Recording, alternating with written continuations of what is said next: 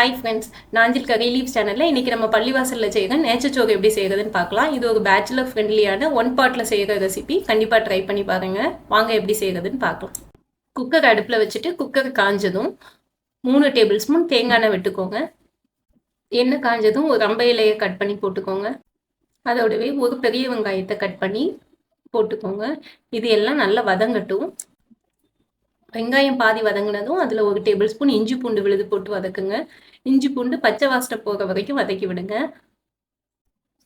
இஞ்சி பூண்டு பச்சை வாசனை போனதும் ஒரு தக்காளி நீளமாக கீறின 3 பச்சை மிளகாய் இது இவ்வளோத்தையும் சேர்த்து போட்டு அதையும் வதக்குங்க.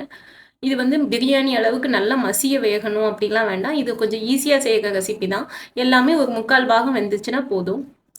தக்காளி வதங்கினதும் இதில் நம்ம எடுத்து வச்சுக்க 1/4 கிலோ மட்டனை போடணும். இது நான் 2 கப் அளவுக்கு 1/4 கிலோ மட்டன் எடுத்துருக்கேன். இது மட்டன் கொழுப்பு முள் எல்லாம் சேர்த்தே போடுங்க. தனி கறியாக போடணும்னு அவசியம் இல்லை. இப்போ இதில் நம்ம தேவையான மசாலா எல்லாம் சேர்க்கலாம். 1 டீஸ்பூன் மஞ்சள் பொடி போடுங்க.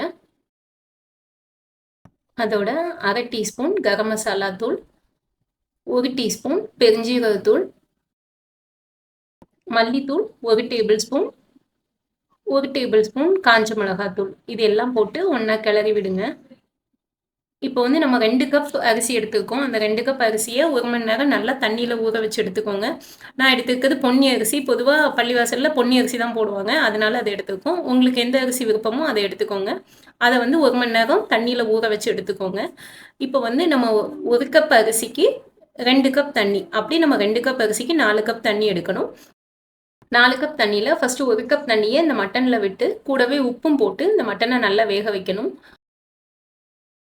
இப்போ குக்கரை நல்லா மூடி போட்டு ஃபஸ்ட்டு ஒரு விசில் ஹை ஃப்ளேமில் வச்சு வரட்டும். அதுக்கப்புறமா தீயை கம்மி பண்ணி 12 நிமிஷம் வச்சுடுங்க குக்கரை.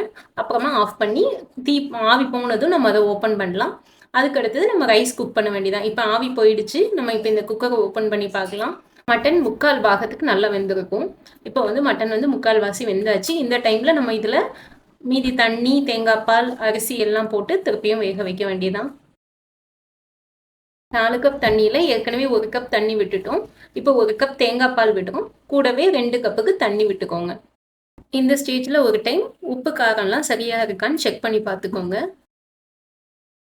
செக் பண்ணிவிட்டு நம்ம ஏற்கனவே ஊற வச்சு தண்ணி வடிகட்டி எடுத்து வச்சுருக்கிற அரிசியை இதோட சேர்த்துக்கோங்க. பழையபடியும் குக்கரை மூடி வச்சிடலாம். மூடி வச்சு ஒரு விசில் ஹை ஃப்ளேமில் வரணும். அதுக்கப்புறமா தீயை கம்மி பண்ணி கரெக்டாக 7 நிமிஷம் வச்சு ஆஃப் பண்ணிவிடுங்க. ஆவி போனதும் குக்கரை ஓப்பன் பண்ணி பார்த்தீங்கன்னா நம்மளோட நேச்சச்சோறு ரெடி ஆகிடும். இது ஈஸியாக செய்கிற ஒரு ஒன் பார்ட் ரெசிபி. கண்டிப்பாக ட்ரை பண்ணி பாருங்கள். ஃப்ரெண்ட்ஸ் அண்ட் ரிலேட்டிவ்ஸ்க்கு ஷேர் பண்ணுங்கள். இது வரைக்கும் நம்ம சேனலை சப்ஸ்கிரைப் பண்ணாதவங்க சப்ஸ்கிரைப் பண்ணுங்கள். தேங்க்யூ.